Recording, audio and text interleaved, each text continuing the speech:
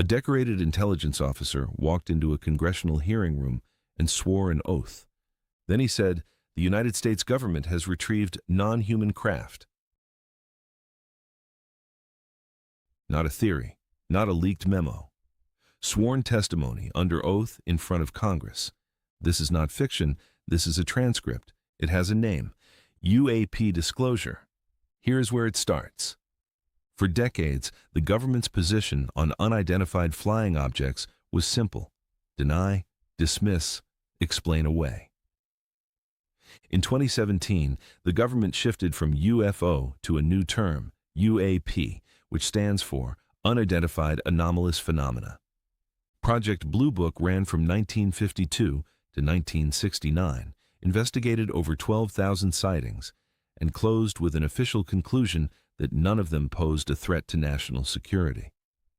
That was the position for 50 years. Then, in December 2017, the New York Times published a story that changed everything. The Pentagon had secretly run a UAP research program for 5 years. It had a name: the Advanced Aerospace Threat Identification Program, AATIP. Nobody outside a small circle knew it existed until a reporter got the documents. Case 1. The Nimitz Encounter. In November 2004, the USS Nimitz Carrier Strike Group was conducting training exercises off the coast of San Diego. Radar operators on the USS Princeton had been tracking unidentified objects for 2 weeks, descending from over 60,000 feet to near sea level in less than a second.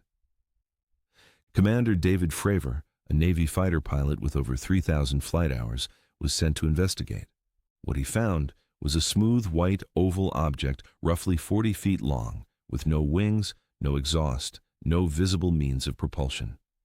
It mirrored his aircraft's movements. When he descended toward it, it shot upward and vanished in less than 2 seconds. Fravor's wingman, Lieutenant Commander Alex Dietrich, saw the same object independently. The Pentagon officially confirmed the infrared footage from this deployment was real and authentic in 2020, not a conspiracy theory. Confirmed on the record by the Pentagon itself. The Pentagon confirmed the footage was real. It did not confirm what the object actually was. Those are two very different admissions. Did this object come up on radar or interfere with your radar or the USS Princeton? The Princeton tracked it, the Nimitz tracked it, the E-2 tracked it. We never saw it on our radars. Our fire control radars never picked it up. The other airplane that took the video did get it on a radar. As soon as it tried to lock it, it jammed the radar, spit the lock, and he rapidly switched over to the targeting pod, which you can do in the F-18. Case 2. David Grush. David Grush spent 14 years in Air Force intelligence. In 2019, he was assigned to the UAP task force. In July 2023, he testified before the House Oversight Committee under oath. He stated the United States has been running a decades-long program to recover and reverse engineer non-human craft. He named a specific program, one he alleged operated without proper congressional oversight. He testified that he personally interviewed individuals with direct knowledge of the program. If you believe we have crashed craft, stated earlier, do we have the bodies of the pilots who piloted this craft? As I've stated publicly already in my News Nation interview, biologics came with some of these recoveries, yeah. Were they, I guess, human or non-human biologics? Non-human, and that was the assessment of people with direct knowledge on the program I talked to that are currently still on the program. 2 other military witnesses, retired Navy Commander David Fravor and former Navy pilot Ryan Graves, testified alongside him at the same hearing, describing their own first-hand encounters. The documents stop here. The historical record does not. The Intelligence Community Inspector General reviewed Grush's complaint and found it, in the government's own words, credible and urgent. That does not mean his underlying claims were proven true. It means an official review determined they were serious enough to investigate. A government body calling a claim credible is not the same as a government body calling it true. It means someone with security clearance thought it deserved a closer look. That is all it means. Grush has never produced physical evidence. He says the evidence exists in programs he does not have clearance to disclose. Case 3. AARO and the official record. In 2022, the Pentagon established the All-Domain Anomaly Resolution Office, AARO. In March 2024, AARO released a report reviewing UAP claims dating back to 1945. Its conclusion was direct. No evidence any UAP observation represented extraterrestrial technology. No verifiable evidence of a recovered craft or a body. This directly contradicts Grush's testimony. Both statements sit in the same official record, one sworn under oath, one written in a government report. Someone in this story is wrong or lying, and both of them work for the same government. Here's the uncomfortable part. Every voice in this story, the Pentagon confirming the footage, AARO denying the extraterrestrial claim, Grush making the claim in the first place, all of them are the government. The same government that ran Project Blue Book for 17 years with a predetermined conclusion. Trusting one government statement over another government statement isn't the same as knowing the truth. It just means picking which official you believe, if any. AARO's director, Dr. John Kozlowski, testified in 2024 that the office continues to investigate reports it cannot explain through conventional means. As of that testimony, a small percentage of cases remained officially unresolved. This is not disputed history. In 2023, Congress passed the UAP Disclosure Act, modeled directly on the JFK Records Act, requiring federal agencies to review and declassify UAP-related records. The law established a formal review board and a mandate for federal agencies to turn over relevant records with narrow national security exemptions. Senator Chuck Schumer and Senator Mike Rounds co-sponsored it because, in their own public statements, they believed prior oversight had been insufficient. Senators do not typically explain their real reasons for anything.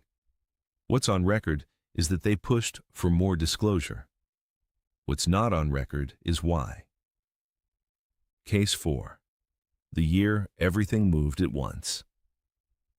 In February 2026, President Trump announced federal agencies would release UAP-related files. Defense Secretary Pete Hegseth confirmed the Pentagon had begun. The program got a name: Pursue. On May 8, 2026, the Pentagon released the first tranche, 162 files covering more than 400 incidents dating back to 1947. On May 22, a second tranche followed, 57 more files, this time with bundled audio. On June 12th, a third tranche, 6 files from what the Pentagon called its FBI orb files. The government releasing documents about itself is not the same as the government telling the whole story. It decides what goes in each tranche. It decides what stays out. Buried inside one of these releases was a transcript nobody expected. Recordings of the Apollo 17 astronauts describing objects they observed in space across 3 separate periods in 1972. Declassified 54 years after the mission. And in June 2026, David Grush went further than he had in 2023. He accused the Defense Intelligence Agency directly of hiding what he called billions of dollars in spending from Congress, tied to program names that had never been public before. Immaculate Constellation, Kona Blue. AARO's own review later stated Kona Blue was never a formally approved program. Whether that means it never existed or existed outside the formal approval process, Grush says it did, depends entirely on who you ask. There is one more piece of this that most coverage has missed. In 2026, the Senate Select Committee on Intelligence did something it had never done before in this context. It issued subpoenas, not to a government agency, to private defense contractors. The committee's theory was direct. If a legacy UAP program existed outside normal congressional oversight, it might not be sitting inside a Pentagon filing cabinet at all. It might be sitting inside a private company's servers, funded through contracts that never had to answer to Congress in the first place. Multiple cleared witnesses came forward through legal counsel in response. This is the first time in the modern disclosure effort that congressional oversight reached past the government itself and directly into private industry. As of this recording, what those subpoenas actually produced has not been made public. Now here is where it gets stranger. That same February, 1 month after Trump's announcement, the White House quietly registered 2 new government domains, alien.gov and aliens.gov. Nobody announced why. The Cybersecurity and Infrastructure Security Agency confirmed the registration was real, but said it does not control what agencies do with their own domains. A White House spokesperson was asked directly what the site would contain. Her response, word for word, "Stay tuned," followed by an alien emoji. The same emoji Secretary of Defense Pete Hegseth had already been using in his own posts about releasing UAP-related material. For over 2 months, the domains sat empty. Betting markets opened. Speculation reached $17 million in wagers on whether the site would confirm alien contact.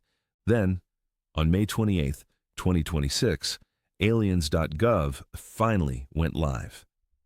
The files go quiet here. History does not. It was not disclosure. The site displayed the words, "They walk among us," in large green text over content about undocumented immigrants. Above the title was a single word, declassified. Then a crawl of text, styled like the opening of a science fiction film, spelling out one line at a time.